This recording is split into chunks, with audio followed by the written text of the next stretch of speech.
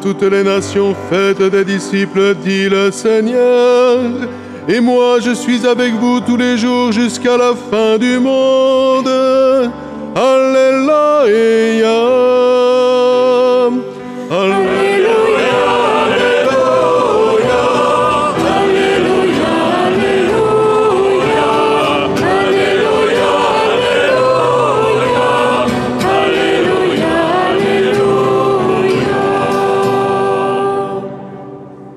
Le Seigneur soit avec vous. Évangile de Jésus-Christ selon saint Luc. Gloire à toi, Seigneur.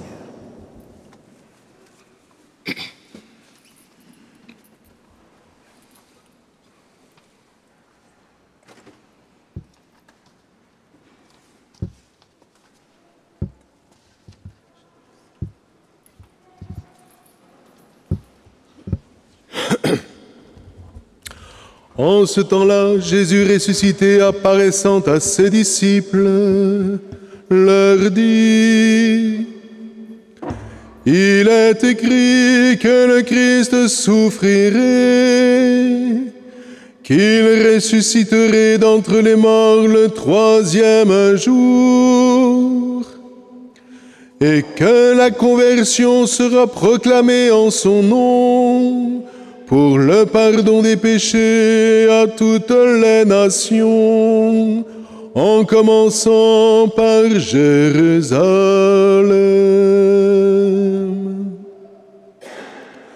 À vous d'en être les témoins.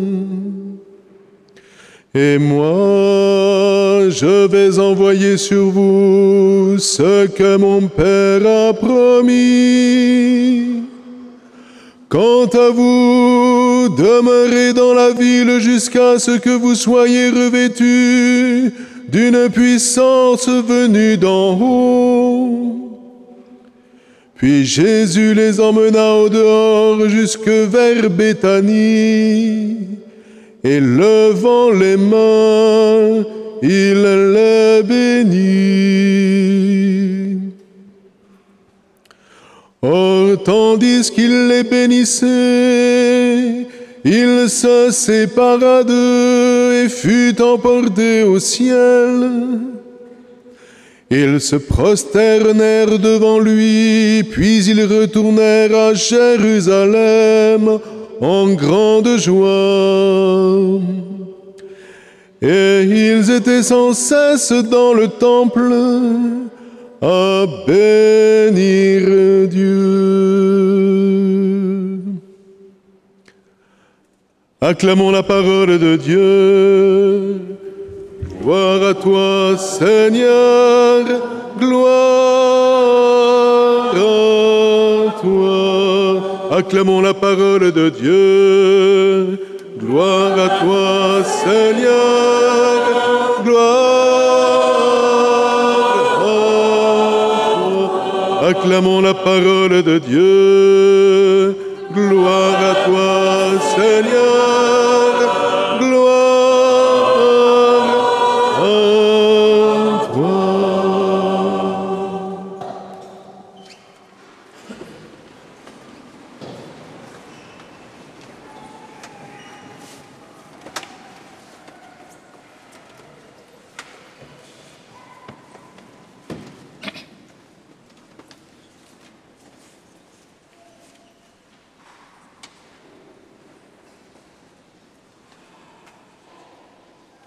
La liturgie demande que nous éteignions le cierge pascal le jour de l'Ascension, puisque le cierge pascal est le signe de la présence du Christ ressuscité au milieu de son peuple. Voilà, il s'est retiré pour aller jusqu'au bout de là où il devait aller. Alors,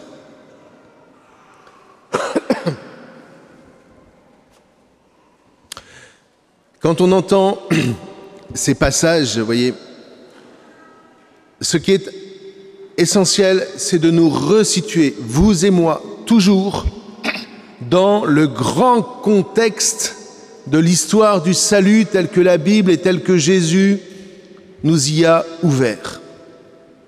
Et dans lequel vous et moi par le Christ, nous sommes plongés.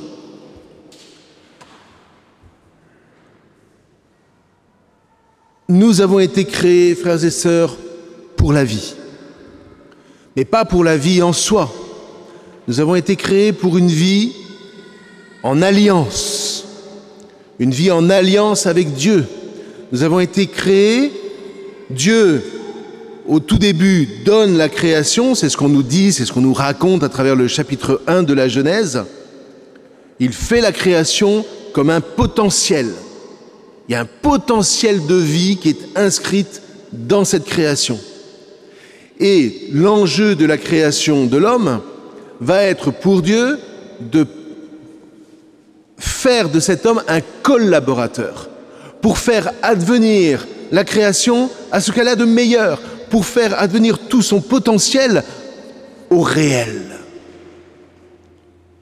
Et ce passage du potentiel au réel, alors les aristotéliciens diraient de la puissance à l'acte, mais ce passage du potentiel au réel, normalement, aurait dû se faire peu à peu, de génération en génération, car chaque génération découvre un aspect de ce potentiel, il transmet ce qu'il a perçu à la génération d'après, qui s'empare de cet héritage pour à nouveau développer un autre aspect de ce potentiel et la transmettre, et la recevoir, et la faire fructifier, et la transmettre.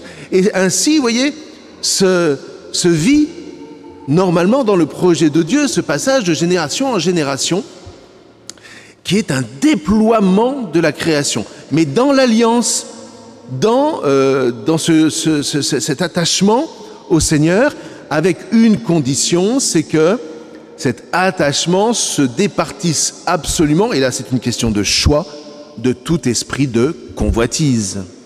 Car là où il y a la convoitise, il y a l'arrêt net de toute alliance. De toute alliance. C'est valable dans la vie de couple, c'est valable en entreprise, c'est valable dans tous les... Voilà, à un moment, il y en a un qui décide qu'il va prendre les billes pour lui parce qu'il est animé par la convoitise, et tac, l'alliance est rompue, c'est fini. Et vous voyez, c'est là où c'est intéressant de connaître l'histoire et de la méditer et d'y revenir en permanence, parce qu'elle nous donne les clés pour comprendre le dynamisme et s'en sortir. Et c'est là où on s'aperçoit que l'Histoire sainte est une bénédiction. La bénédiction, c'est quoi? C'est une ressource qui nous est donnée pour ne pas tomber dans les pièges qui sont toujours là, puisque c'est une question de, encore une fois, renoncer à la convoitise, c'est une question de choix. Donc la vie n'a jamais été pour personne un long fleuve tranquille sur lequel il n'y aurait jamais eu de choix à faire, et puis tout aurait été... Vous voyez, on imagine que si Adam et Ève n'avaient pas péché, tout aurait été... Non. Ce que nous raconte l'histoire d'Adam et Ève, c'est que dans toute existence, la vôtre, la mienne, la leur, et celle de ceux qui nous suivront, il y aura toujours ce choix à faire. Rester dans l'alliance. Rester dans l'alliance. Faire en sorte qu'avec le Seigneur, nous fassions advenir cette création à ce qu'elle a de meilleur. Bon, vous connaissez l'histoire, on ne va pas la revoir. Il y a ce péché qui vient comme contrecarrer le plan du Seigneur, non pas parce que ce serait le diable qui serait vraiment cette espèce d'ennemi au Seigneur, à la mode de Seigneur des Anneaux qui se mettrait en face. Non, c'est beaucoup plus simple que ça. Encore une fois, c'est une question de liberté, c'est une question d'une création qui est appelée à donner le meilleur d'elle-même, mais encore une fois, la clé pour arriver au terme de ce projet, ça s'appelle l'alliance, ça s'appelle l'amour. Voilà. Alors dire ça aujourd'hui, ça paraît complètement utopiste. Ouais, le monde est fait ceci. Puis vous voyez bien, vous êtes submergé de mauvaises nouvelles tous les jours, qui ne sont dues qu'à des questions de convoitise, soit au niveau de personnes singulières, soit au niveau des peuples ou des gouvernants. Mais est-ce que ça va nous faire lâcher la promesse de l'Évangile? Certainement pas. Et c'est pourquoi il est tellement essentiel pour vous et pour moi qu'on se réunisse en ce jour. Car qu'est-ce qui se passe? En contemplant Jésus, vous voyez, nous voyons la réconciliation, le rétablissement de l'alliance, le renouvellement de l'alliance qui menace toujours d'être perdu par le péché. Et si nous suivons Jésus, si nous sommes attachés au Christ, c'est-à-dire si ces paroles deviennent pour nous vraiment ces piliers dont nous avons tellement besoin pour interpréter, pour déjouer les pièges de la convoitise et pour choisir des chemins qui nous élèvent, eh bien si cette parole-là nous nous y attachons comme notre priorité, et non pas comme un petit à côté qu'on va faire en plus quand on aura le temps, comme notre priorité, alors, frères et sœurs, nous entrons et nous manifestons la pertinence du projet de Dieu. Il y a un sacré enjeu qui est derrière ça. Hein. On manifeste la pertinence du projet de Dieu, qui fait que dans l'amour, oui, ce que la création a de meilleur, mais qu'elle a en potentiel, eh bien, peut advenir. Rappelez-vous cette parole fantastique de saint Paul, la création attend depuis très longtemps la manifestation des enfants de Dieu. Pourquoi ? Parce que toute seule, elle ne peut pas faire fleurir le potentiel qui est inscrit en elle. Vous comprenez ? Alors maintenant, cette trajectoire, ce n'est pas une trajectoire horizontale, c'est une trajectoire qui s'élève. Et ce que nous contemplons dans le mystère de l'Ascension, c'est cette élévation qui va jusqu'au bout. Alors, il n'a jamais été écrit que Jésus s'envolait. Hein. Les représentations classiques d'une espèce de Christ évanescent qui s'envole dans les airs, ça n'existe pas. En revanche, j'étais assez content parce que cette semaine, j'ai cherché et un film sur Jésus qui est sorti en 2013 le montre très très bien. Ce qu'il faut comprendre à travers ce qui nous est dit du mystère de l'Ascension, il faut le comprendre à partir de la Torah, à partir de Moïse. Moïse qui précisément se retirait sur la montagne, s'élevait sur la montagne pour entrer dans la nuée étant le signe d'un monde autre. Et ce que veut dire ciel, c'est ça. Hein. En fait, en hébreu, Sham, ça veut dire ce qui est là-bas. Mais ça ne veut pas dire les étoiles, ça veut dire ce qui est au-delà. Voilà, ce qui est au-delà. Il rentre dans l'au-delà de la création qui est la source de cette création. Et c'est comme pour nous dire, voilà, je suis Dieu et homme. C'est-à-dire qu'en moi, la communion entre Dieu et l'homme a été rétablie et elle est définitive. Plus personne ne pourra la rompre. Si vous acceptez, si vous consentez à ce que je demeure en vous, vous allez faire cette même expérience d'une alliance qui vous permettra de ne pas vous décourager dans les épreuves, qui vous permettra de toujours choisir la bienveillance, de rester dans la gratitude, qui fait que même dans les épreuves, eh bien, nous savons, avec la puissance de Dieu, rester sur ce chemin d'élévation. L'enjeu, il est là, hein ? Et c'est un magnifique enjeu, qu'est-ce que vous en pensez ? Ouais ? Enfin, en tout cas, j'espère. Mais ça se cultive. Parce que les contrariétés, je sais pas quoi, les petits projets personnels et tout ça, sont toujours contrariés par la providence, toujours contrariés par l'émotion de Dieu, trahis aussi par les frères avec qui on vit, parce qu'on voudrait aller là, puis les frères veulent aller ailleurs, alors qu'est-ce qu'on fait ? Eh bien, on reprend ce qui se passe dans toute cette histoire de trajectoire. Et dans la prière, on se dit, mais Seigneur, eh bien, s'il faut que j'abandonne mon petit projet personnel, alors que je crois que c'est évidemment le meilleur, c'est toujours ça. Oui, non ? Bien sûr. Hein ? S'il faut que j'abandonne mon petit projet personnel, eh bien, Seigneur, je rentre dans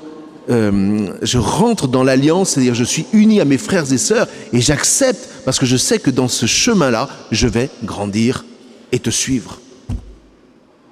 Et le suivre jusque dans ce là-bas, dans cet au-delà, qui n'est pas la disparition de la création, mais qui est, si vous voulez, on va entrer dans cet au-delà et on va à nouveau voir comment on va pouvoir donner le meilleur de nous-mêmes pour continuer à la faire fructifier. L'éternité, c'est une fructification de la création. C'est pas du tout l'arrêt du train, hein, au contraire. On passerait plutôt sur la ligne des TER au TGV, voyez ? Mais parce que nous serions assurés de ne plus vouloir tomber dans le piège de la convoitise. Nous serons assurés, lorsque nous serons avec le Christ dans cet au-delà de tout péché, nous serons capables de tous nous mettre en œuvre pour faire fructifier tout le potentiel que le Seigneur a inscrit dans la création. Pour ceux qui avaient prévu que le paradis serait une espèce de club méditerranéen, dommage pour vous. C'est pas là qu'il va falloir aller. Hein ? Donc il y a une vraie dynamique de vie, frères et sœurs, qui devrait nous enchanter, qui devrait être notre espérance, qui devrait nous maintenir debout y compris et même surtout dans les épreuves que nous traversons, qui sont là, certes, qui nous ébranlent, mais qui quelque part nous obligent à revenir à l'essentiel, à ne pas tomber dans le piège du futile. Et l'ascension, c'est ça. L'ascension, c'est si, comme le Christ, tu consens à passer par la croix en t'abandonnant au Père, alors, si tu consens à rester dans l'alliance, Père, entre tes mains, je remets mon esprit, alors tu feras la même expérience, c'est-à-dire que Dieu en toi te rendra plus fort que les forces de mort. Tu deviendras vivant, tu renouvelleras ta vie, tu regarderas la création et le monde avec les yeux même de Dieu, et là tu pourras donner vraiment le meilleur de toi-même. Et tu seras ancré avec le Christ dans le ciel pour l'éternité. Bon, voilà. Alors je ne sais pas pour vous, mais moi ça me fait vivre. Et puis il peut bien y avoir des choses. Là j'ai encore appris une nouvelle il y a 2 jours qui m'a bien... Bon, je choisis le Christ. Et si nous allons communier maintenant, par pitié, que ce soit un choix, que ce ne soit pas une routine, que ce ne soit pas... Vraiment, Seigneur, je choisis de te suivre jusqu'au bout. Je choisis de rester sur ce chemin ascensionnel où tu m'attires. Et je choisis avec toi d'être un homme de paix, de joie et d'espérance. Amen.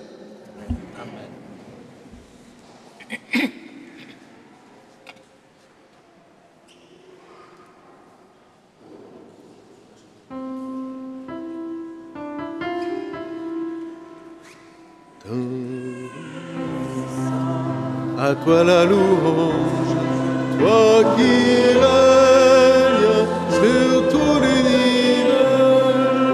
Dieu saint, à toi la louange, toi